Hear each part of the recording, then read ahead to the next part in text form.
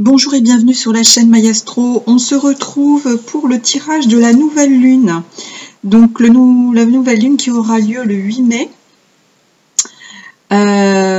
Donc dans 2 jours, à l'heure où je vous parle, on est le 6. Donc à 5h21 en heure universelle, ce qui fait 2h20 du matin. Donc je vous montre la carte du ciel de cette nouvelle lune ici, voyez. Donc nouvelle lune qui va se situer dans le signe du Taureau, tout en bas là. Voilà, donc vous voyez qu'il y a beaucoup de planètes, hein, si vous avez regardé les tirages des signes, j'en parle dans les vidéos. Donc effectivement, beaucoup de planètes dans le signe du Taureau. Et on a la conjonction ici de Neptune avec Mars, Pluton qui est toujours en Verseau, voilà, Vesta dans le signe du Cancer, la Lune noire dans le signe de la Vierge.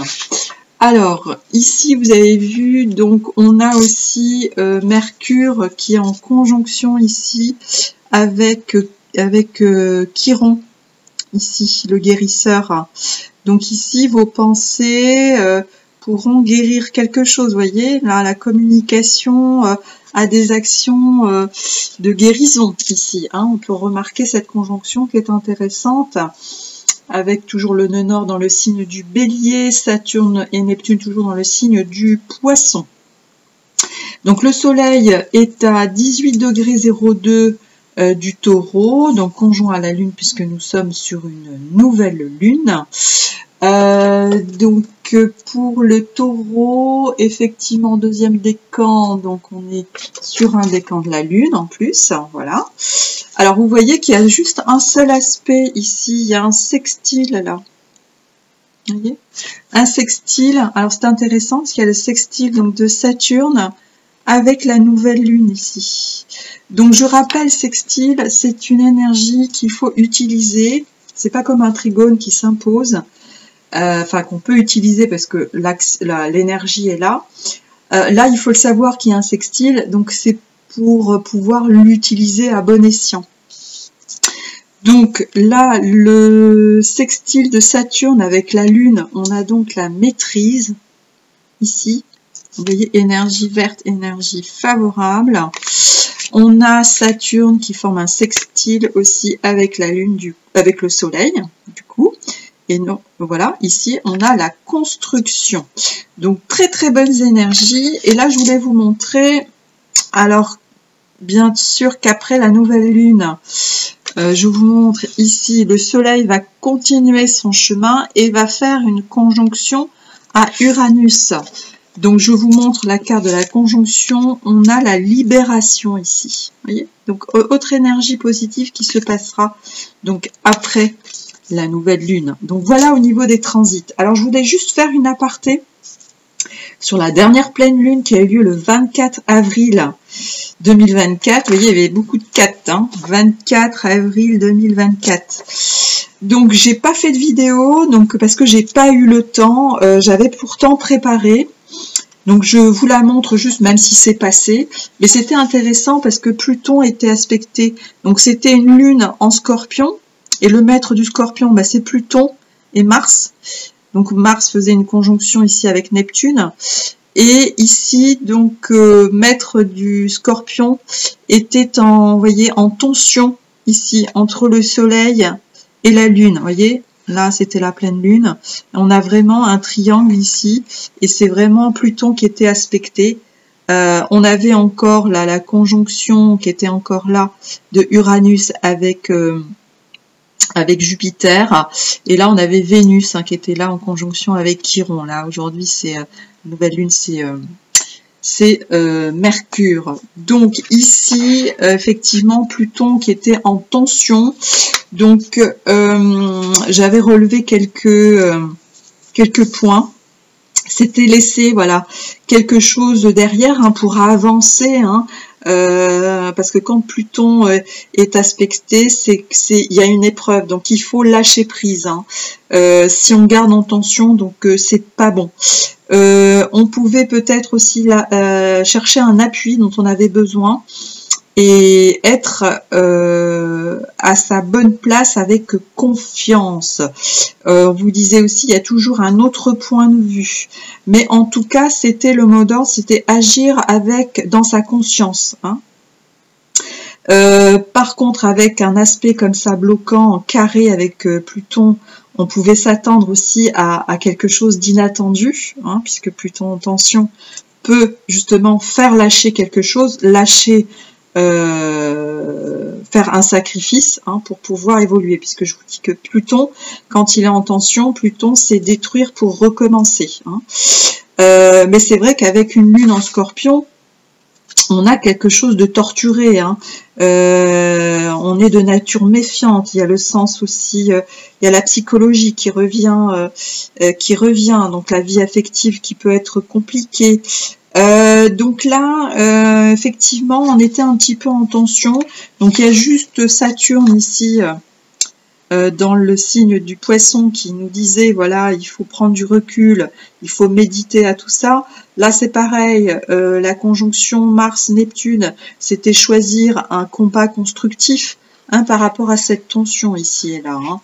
Donc, c'était voilà une phase, je pense que les premiers décans là, de Scorpion ont dû sentir quelque chose passer de pas très agréable en fin avril. Hein, voilà, donc il fallait effectivement beaucoup de maturité ici pour passer cette crise passagère.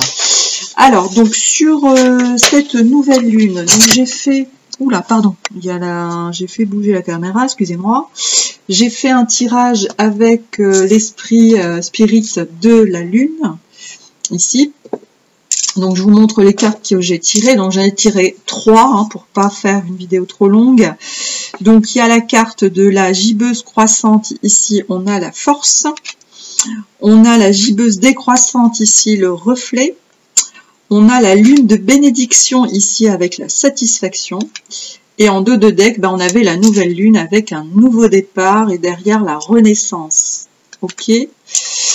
Alors, donc, au niveau de la gibbeuse croissance, là, au niveau de la force, donc là, on nous demande de créer, donc avec la nouvelle lune, on est sur un démarrage, une nouvelle action qui va pouvoir se concrétiser avec la pleine lune. Donc on peut voilà créer ce à quoi on aspire. Hein. Il y a une nouvelle vague, une nouvelle attente ici, et on a un potentiel. Donc le but c'est d'atteindre son potentiel avec la force ici. Par contre, on nous demande d'avoir une discipline, voilà, une discipline mentale, physique et spirituelle. Donc là, quand je parle de retraite spirituelle, etc., je pense à Saturne en Poisson. Donc c'est cette retraite méditative ici. On demande une discipline avec Saturne. Donc je vous rappelle les aspects, la construction et la maîtrise. Voyez. Donc là c'est vraiment Saturne qui est aspecté, qui est en sextile avec la nouvelle lune. Donc il faut utiliser ce sextile à bon escient. Donc voilà, pour... avoir cette discipline mentale, physique et spirituelle, de créer vraiment ce que l'on veut, il faut avoir des énergies positives. Hein, pour créer du positif, il faut penser positif. Mais si effectivement vous avez cette discipline mentale, vous aurez la récompense de vos efforts et les obstacles pourront être supprimés. Hein. Faut voir cette période un peu comme un test, hein, on vous teste ici, donc il faut avoir cette discipline mentale. Donc si vous avez travaillé effectivement cette force, vous allez refléter cette force. C'est ce que nous dit ici la gibbeuse décroissante, c'est que vous allez refléter à travers les autres, vous allez voir effectivement comment après les liens s'établissent avec les autres, en ayant travaillé cette force mentale, d'accord?